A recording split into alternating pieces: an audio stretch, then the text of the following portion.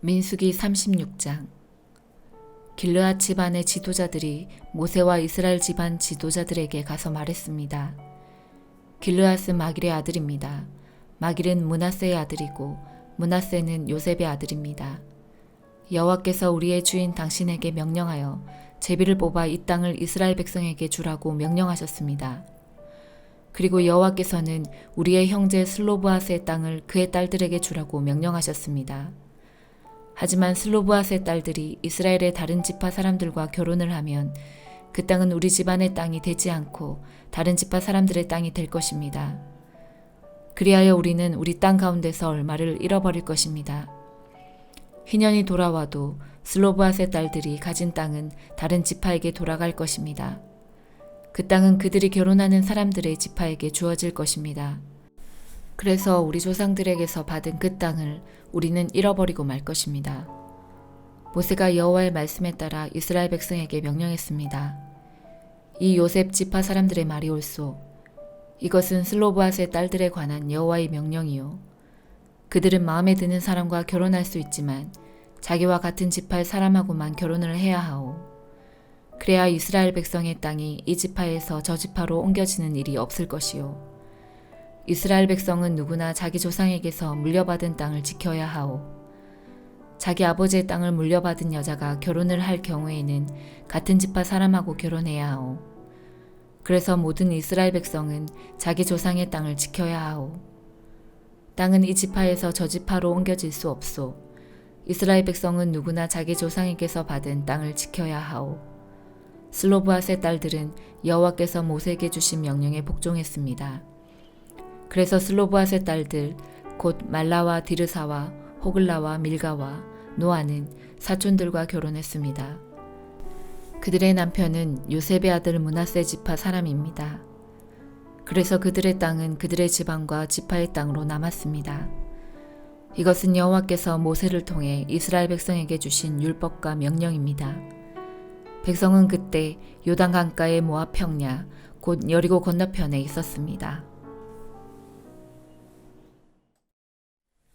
시편 80편. 이스라엘의 목자 되신 주여, 우리에게 귀를 기울여 주소서. 주는 요셉의 자손들을 양떼같이 인도하는 분이십니다.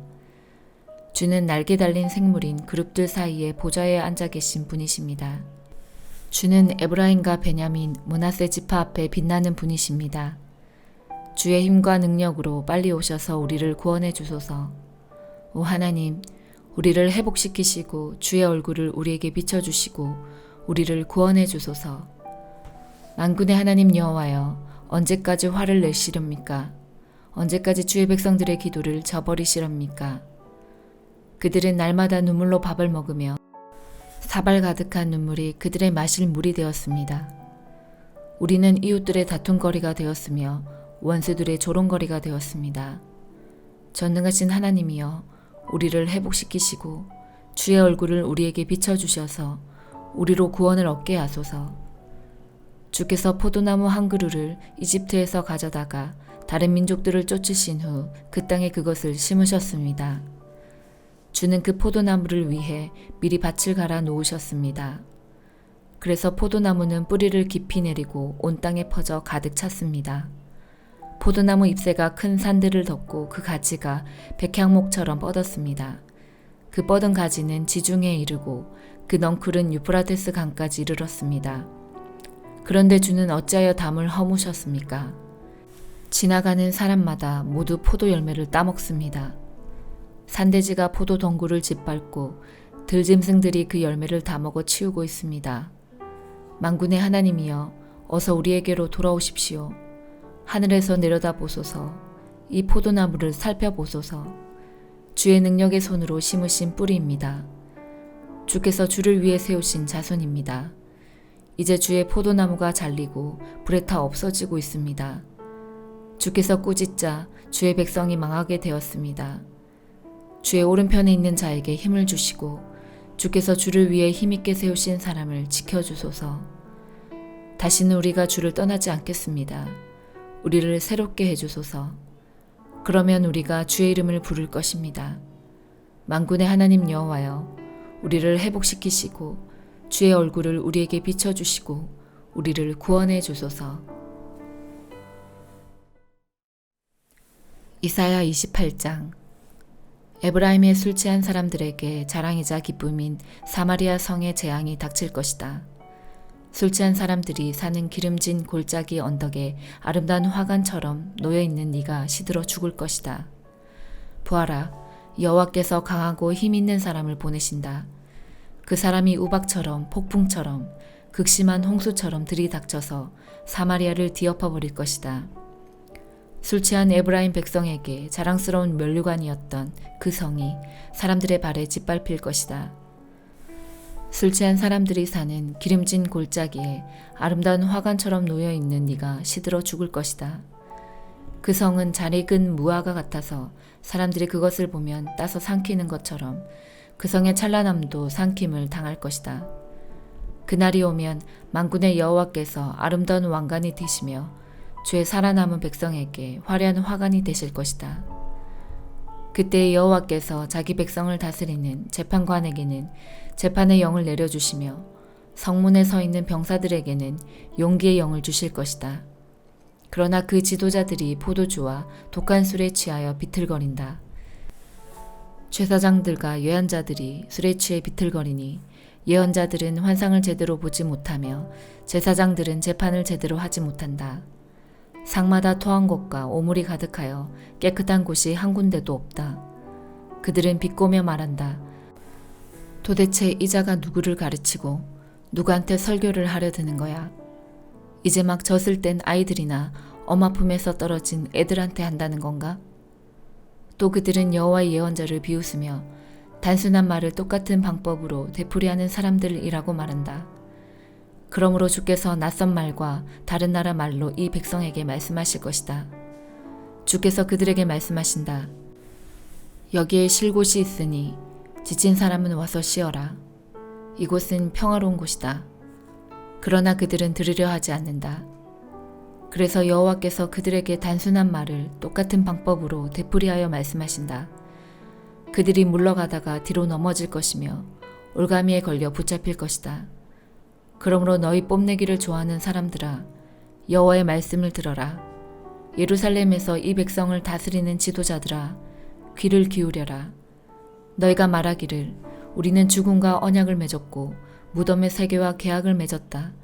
큰 홍수가 닥쳐와도 우리는 해치지 못한다. 우리는 거짓말로 몸을 피할 수 있으며 속임수를 써서 숨을 수 있다 라고 하였다. 그러므로 주 여호와께서 이렇게 말씀하셨다.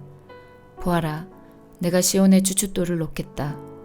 그 돌은 얼마나 견고한지 시험해본 모퉁이 돌이다. 이 돌은 귀하고 단단한 돌이니 누구든지 그것을 의지하는 사람은 절대로 실망하지 않을 것이다.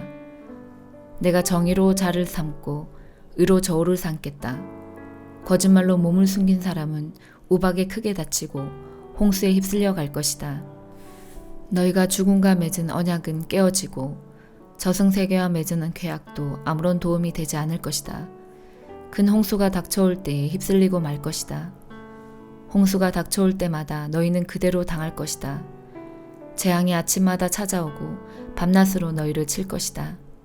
이 심판의 말씀을 깨닫는 사람은 두려움에 사로잡힐 것이다. 너희는 마치 짧은 침대 위에서 힘들게 자는 사람 같을 것이고 이불이 작아서 제대로 덮지 못하는 사람 같을 것이다. 여호와께서 브라심산에서 싸우셨듯이 싸우실 것이며 기브온 골짜기에서 노하셨듯이 노하실 것이다. 그리하여 주께서 그의 신비한 일을 이루실 것이고 그 놀라운 일을 마치실 것이다. 그러므로 너희는 내 말을 비웃지 마라. 그렇게 하다가는 네 몸의 밧줄이 더 조여질 것이다. 만군의 주 여호와께서 온 세상을 멸망시키겠다고 내게 말씀하셨다. 내 말에 귀를 기울여라. 내가 하는 말을 잘 들어라. 농부가 씨를 뿌리려고 늘 밤만 가는 것도 아니고 언제나 썰해질만 하는 것도 아니다.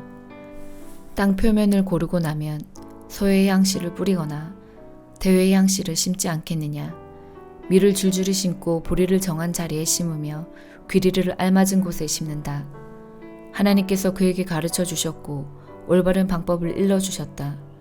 소의 향을 도리깨로 떨지 않으며 대회의 향을 수레바퀴로 떨지 않는다. 작은 막대기로 소의 향을 떨고 막대기로 대회의 향을 떤다. 곡식을 떨어서 빵을 만들지만 나달을 완전히 으깨지는 않는다.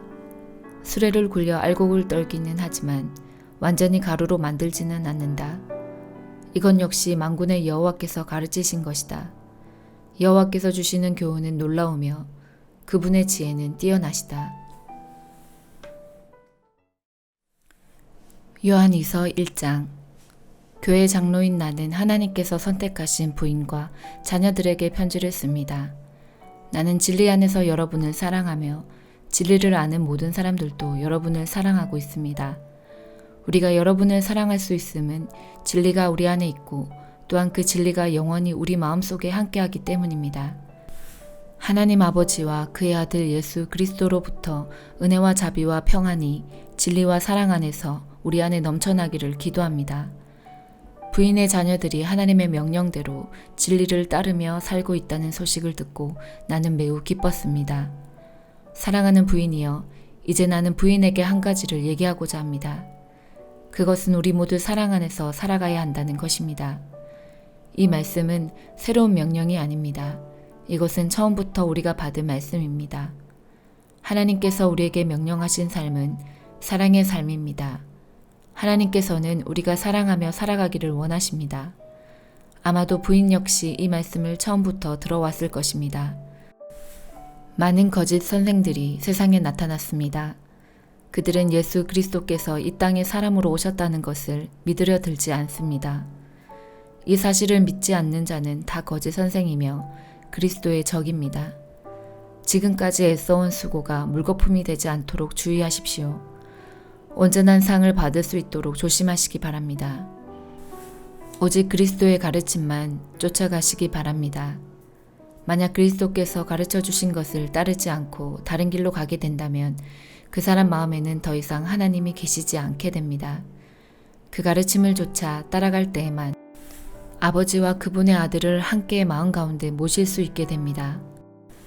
누군가가 이 가르침 이외의 것을 가지고 여러분을 찾아오거든 그 사람을 집에 맞아들이지도 말고 인사도 하지 마십시오. 만약 그 사람을 받아들이면 그가 하는 악한 일을 여러분이 돕는 셈이 됩니다. 하고 싶은 말이 많지만 이만 줄이겠습니다. 오히려 빠른 시간 내에 직접 만나서 서로 이야기하는 기쁨을 가지게 되었으면 좋겠습니다.